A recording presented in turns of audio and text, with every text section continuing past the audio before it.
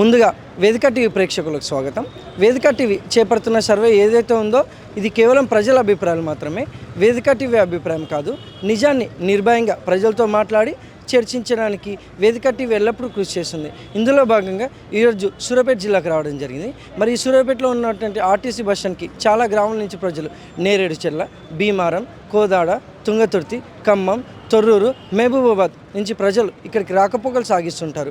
మరి ఇక్కడికి వచ్చిన ప్రజలతో మాట్లాడి కాంగ్రెస్ హయాంలో రేవంత్ రెడ్డి గారి పాలన విధి విధానాలు ఏ విధంగా జరుగుతున్నాయి, మరి అలాగే రేవంత్ రెడ్డి గారు ప్రవేశపెట్టిన ఈ 6 గ్యారెంటీలు లబ్ధిదారులకు ఏ విధంగా లబ్ధి చేకూరుతున్నాయి, మరి అలాగే గతంలో కేసీఆర్ గారి పాలన విధి విధానాలు ఎలా జరిగాయి అనే విషయాన్ని వాళ్ళ అభిప్రాయం ద్వారా తెలుసుకునే ప్రయత్నం చేద్దాం. రిపోర్టర్ కార్తిక్ గౌడ్, వేదిక టీవీ. అమ్మా నమస్తే. మీ పేరమ్మా? తిరుపతి అమ్మ. ఏం చేస్తుంటారమ్మా? మేము కూలినాలే నాయన, ఏం లేదు. గ్రామం, మండలం? నాగులపాటి అన్నారం, పెనబాడు మండలం. సీఎం రేవంత్ రెడ్డి గారి పాలనపై మీ అభిప్రాయం ఏంటమ్మా?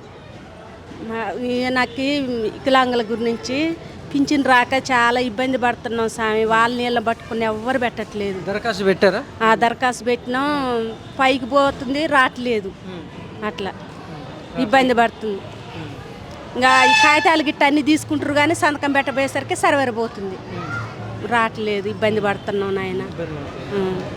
ఆయన వికలాంగుల కింద పడ్డాడు, తొంటి ఇరిగింది, రాడ్డు ఉంది, అసలు అది పీసు కట్టింది, ఏమన్నా రావట్లే కాలు. ఇక అదే పింఛన్ పెట్టమని బాధపడుతున్నాం. పింఛన్ రాక ఇబ్బంది పడుతున్నాం నాయన. ఏం లేదు, రెక్కల మీద బతికే కష్టం చేసుకుంటే బువ్వ లేకుంటలేదు. ఆ కష్టం కూడా చేత కావట్లేదు. మరి గతంలో కేసీఆర్ గారి పాలనపై మీ అభిప్రాయం ఏంటమ్మా? అప్పుడు కేసీఆర్ ఉన్నప్పుడు ఆయనకి ఏం కాలేదు సార్. ఇంకా ఇప్పుడు సంవత్సరంన్నర అవుతుంది. కింద పడ్డాడు, ఫీజు కట్టింది, అది రావట్లేదు, తొంట్లకి ఇరిగింది. మరి ఇప్పుడు 6 గ్యారెంటీలు ఏవైతే ఉన్నాయో అవి గ్రామాలలో ఏ విధంగా అభివృద్ధి జరుగుతుందంట? అవి ఉన్నాయి సార్, అవి ఉచితమే. అవి ఉచితమే కానీ ఇక ఇది సన్న బియ్యం నిన్ననే ఈ వచ్చే నెలలనే ఇచ్చారు. ఈ నెల ఇచ్చారు. ఇక లేని వాళ్ళకి పింఛన్లు లేక ఇబ్బంది పడుతున్నారు. థ్యాంక్స్ అమ్మా. థ్యాంక్స్ నాయన. నమస్తే సార్. నమస్తే. మీ పేరు సార్? నా పేరు మొహమ్మద్ రెహమాన్ అలీ. ఏం చేస్తుంటారు సార్? నేను తిరుమలగిరి నాది. నేను ఏంటంటే వ్యవసాయం చేస్తా. అది ఏంటంటే ప్రెస్ ఫీల్డ్లో ఉన్నాను. గ్రామం, మండలం? తిరుమలగిరి మండలం, తిరుమలగిరి గ్రామం. సీఎం రేవంత్ రెడ్డి గారి పాలనపై మీ అభిప్రాయం ఏంటి సార్? మాకు సీఎం రేవంత్ రెడ్డి గారి పరిపాలన కేసీఆర్ కంటే 100% బెటర్ అనిపిస్తుంది. వారైతే ఏదైతే ఇచ్చినారో వారి పెట్టిన పథకాలలో ఒక్కొక్కటిగా అమలు చేస్తూ ఉన్నారు. అదేవిధంగా కేసీఆర్ పాలనలో మనది ధనవంతమైన రాష్ట్రాన్ని ప్రకటించి అన్ని అప్పులు చేసి అన్ని పథకాలను కూడా నీరు గార్చిండు. పేద ప్రజలకు ఒరిగింది ఏమీ లేదు. అదేవిధంగా తెలంగాణలో పాల్గొన్నట్టు ఉద్యమకారులందరినీ వాళ్ళ కష్టాన్ని ఉపయోగించుకొని అమరవీరుల ఆశయాలను తొంగలో దొక్కి అమరవీరుల కుటుంబాలను కానీ ఇటుపోతే ఉద్యమంలో కీలకంగా పాల్గొన్నట్టు ఉద్యమకారులను కూడా ఎవరిని కూడా ఆదుకోలేదు. వారికి ఎలాంటి సాయం కూడా చేయలేదు. ఈ ఉద్యమంలో పాల్గొన్నటువంటి ఉద్యమకారులు ఆర్థికంగా అటు కాలాన్ని నష్టపోయినరు, ఇటు ఆర్థికంగా నష్టపోయినరు, కుటుంబానికి దూరం అయినరు, తమ పిల్లల్ని కూడా కోల్పోయిన సందర్భాలు ఉన్నాయి.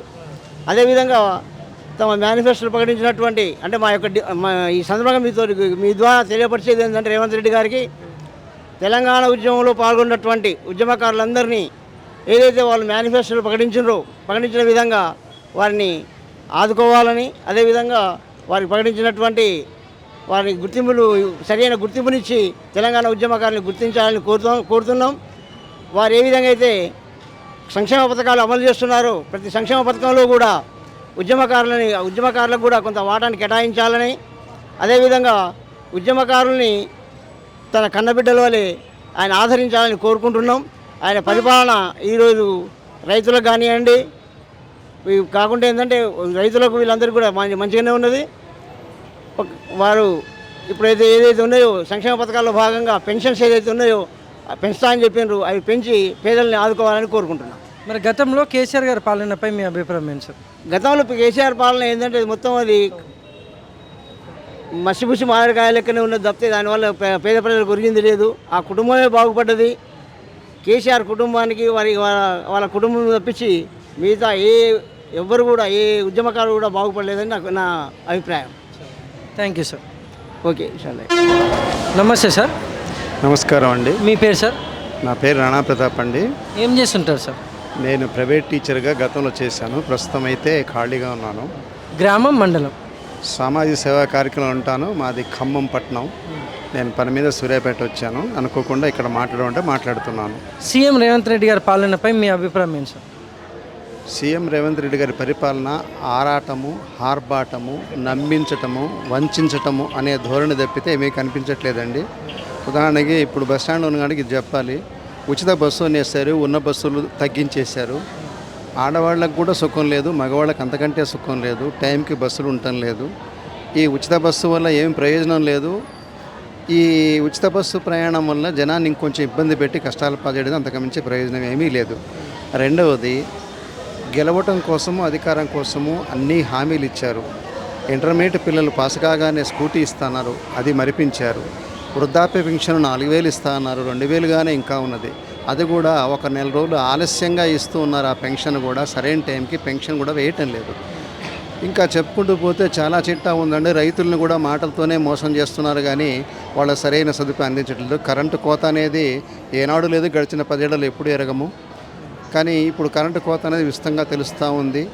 ప్రజల వద్దకు పాలన వచ్చినట్టు లేదండి. ప్రజలు చాలా హింసకు గురవుతున్నారు, బాధల పాలవుతున్నారు, ఈ అనేక రకాలుగా ఇబ్బందుల పాలవుతున్నారు. కానీ ప్రభుత్వం కేవలం అధికారం నిలబెట్టుకోవడం కోసము ప్రత్యర్థులను విమర్శించడమే పనిగా పెట్టుకొని అసెంబ్లీ వేదికగా భూత పురాణాలు మాట్లాడుతున్నారే కానీ పరిపాలనాపరమైన యొక్క విధి విధానాలు ఏమాత్రం సక్రమంగా లేవు. ముందు ప్రత్యర్థిని తిట్టం మానేసి పరిపాలన మీద దృష్టి కేంద్రీకరించి ఇచ్చిన హామీలు నిలబెట్టుకునే ప్రయత్నం చేయాలి. ప్రజలు అన్నీ గమనిస్తూనే ఉంటారు. ప్రజల యొక్క శక్తిని తక్కువ అంచలేదు. కానీ మీరు ఇచ్చిన హామీలు నెరవేర్చుకునే దమ్ము లేకపోగా ప్రత్యర్థిని విమర్శించడం మీద దృష్టి పెట్టడం అనేది చాలా దారుణము, అమానుషము. ఈ చర్య అనేది చాలా గర్హనీయము. ఇప్పుడు హైడ్రా పేరుతో జరుగుతున్న కల్లోలం కూడా మామూలు విషయం కాదండి. ఇది కేవలం పేదలనే టార్గెట్ చేస్తున్నారు. మరి సెలవులు ఇచ్చారు కదా, ఈ రోజున చెరువుల్లో కట్టిన ప్రతిపక్షాల్లో ఉన్నటువంటి ఒక మీ మిత్రుల ఇళ్ళు ఎందుకు కూలగొట్టడం లేదు, ఆ కాలేజ్ బిల్డింగ్లు ఎందుకు కూలగొట్టడం లేదు, డబ్బున్న వాళ్ళ జోలికి ఎందుకు పోవటం లేదు. అమాయక పేద ప్రజల్ని చాలా హుషారు కూడగొట్టారు. అలాగే మూసినది ప్రక్షాళన మొదలుపెట్టారు. మరి 5 లక్షల కోట్లు 5 లక్షల కోట్లు అప్పు చేశారని చేసి మీరు టంకా బజాయించి మరి అధికారంలోకి వచ్చారు. ఇప్పుడు మీరు వచ్చేస్తున్నది ఏంటి? ఇప్పటికే 2 లక్షల రూపాయలు అప్పు తీసుకొని వచ్చారు కదా, 2 లక్షల కోట్లు అప్పు తీసుకొని వచ్చారు కదా. మీరు ఉద్ధరిస్తుంది ఏంటి? దేని దృష్టిలో పెట్టుకొని అన్నాడు హామీలు ఇచ్చారు. ఇప్పుడు ఖజానా ఖాళీగా ఉందని చెప్పేసి ఎందుకు ఈ రకంగా మరి పనికిరాని మాటలు మాట్లాడుతూ ఉన్నారు? ఆనాడు కూడా తెలుసు కదా, ఇప్పుడు అదే విషయం కదా. మీరు పరిపాలన విషయంలో మీరు వైఫల్యం చెందుకుంటా ప్రత్యర్థి మీ విమర్శలు చేస్తే ప్రజలు హర్షిస్తారు అనుకోవటం మీ అజ్ఞానము. ఏదో మాటలతోనే పొద్దుపుచ్చటము, మాటలతోనే వంచడము, మాటలతోనే మరో 4 ఏళ్ళు గడిపారనుకోవటం కూడా మీ యొక్క అజ్ఞానానికి మూర్ఖ నిదర్శనం. చరిత్రలో ఎంతోమంది కాలగర్భంలో కలిసిపోయారు. మీ చరిత్ర కూడా అలాగే ఉంటుంది. ప్రస్తుతం కల్లోల పరిస్థితులు ఎల్లెడలా విస్తరిస్తూ ఉన్నాయి. ఈ కల్లోల పరిస్థితుల్లో మీరు కేవలం ఒక వర్గాన్ని మాత్రమే కొమ్ముగాస్తున్నారు, మెజారిటీ వర్గాన్ని మాత్రమే కించపరుస్తూ ఉన్నారు. ఆ విషయం కూడా సరైనది కాదు. పరిపాలన అనేది అందరికీ సమంగా ఉండాలి, సమత్వం ఉండాలి, సరైన న్యాయం జరగాలి, సమతూకంలో ఉండాలి. కానీ మీ పరిపాలన ఎక్కడ చూసినా కూడా అస్తవ్యస్తంగా ఉంది, అనాదరణీయంగా ఉంది, ప్రజల్ని సంక్షోభ పెడుతున్నట్టుగా ఉంది.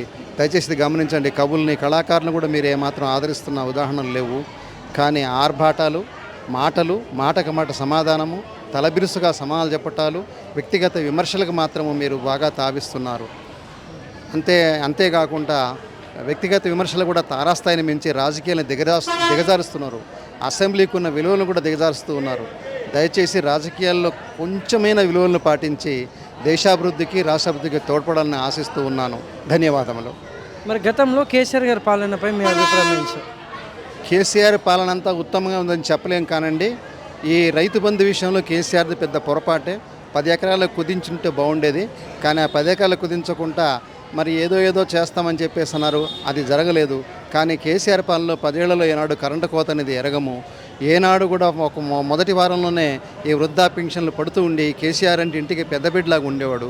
కేసీఆర్ హయాంలో ప్రతి గ్రామంలోనూ అభివృద్ధి సూచనలు కనపడ్డాయి. ఆయన తెచ్చిన 5 లక్షల కోట్ల అప్పులకు కూడా మరి కాళేశ్వరం డ్యామ్ కనిపిస్తుంది, ఊరూరా తెలంగాణ క్రీడా ప్రాంగణం కనిపిస్తూ ఉంది, ఊరూరా శ్మశాన వాటి కనిపిస్తూ ఉంది, ఊరూరా రోడ్లు కనిపిస్తూ ఉన్నాయి. మరి ఇప్పుడు నేను సూర్యాపేటలో జిల్లాలో ఉన్నానండి.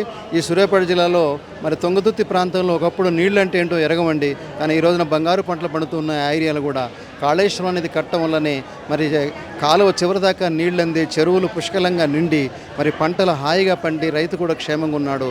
కానీ ఇప్పుడు మరి కరెంటు లేక, బోర్లలో నీళ్లు లేక, చెరువుల్లో నీళ్లు లేక కాళేశ్వరం ఏదో కుంగిపోయింది, ఆగమైపోయింది, మొత్తం కూలిపోయిందని చెప్పేసి అంటున్నారు. 250 పిల్లర్లలో ఏదో 2 పిల్లర్లు ఏదో దెబ్బతింటే మొత్తం ప్రాజెక్టే కొట్టుకుపోయిందని చెప్పేసి ప్రజలను నమ్మించాలని చూస్తున్నారు. కానీ ప్రజా సంక్షేమం గురించి ఆలోచించకుండా ప్రజల్ని సంక్షోభంగా నెట్టేసి ప్రత్యర్థి మీద అసహ్యం కలిగేలా ప్రవర్తించాలని ప్రయత్నం చేస్తున్నారు. కానీ ప్రజలు మాత్రం కళ్ళు మూసుకొని లేరండి. మీదంతా గమనిస్తూనే ఉన్నారు. కేసీఆర్ పాలన అది ఇది కాదండి, వాళ్ళు చేసిన అభివృద్ధి కార్యకలాపాలకు వాళ్ళు చేసిన అప్పుకి సారూప్యం ఉన్నది. కానీ మీరు చేస్తున్న అప్పుకి ఎక్కడా కూడా పొంతన కనిపించడం లేదు. నిరుద్యోగిత కూడా అది పూర్తిగా తగ్గినట్టుగా లేదు. నిరుద్యోగ విషయంలో కేసీఆర్ తప్పు చేసిన మాట యథార్థము, ఆయన నోటిఫికేషన్ వేయకపోవడం యథార్థము. కానీ మీరు వచ్చినా కూడా నిరుద్యోగులకి ఏమీ న్యాయం జరుగుతున్నట్టుగా లేదు. Thank you sir. ఓకే అండి.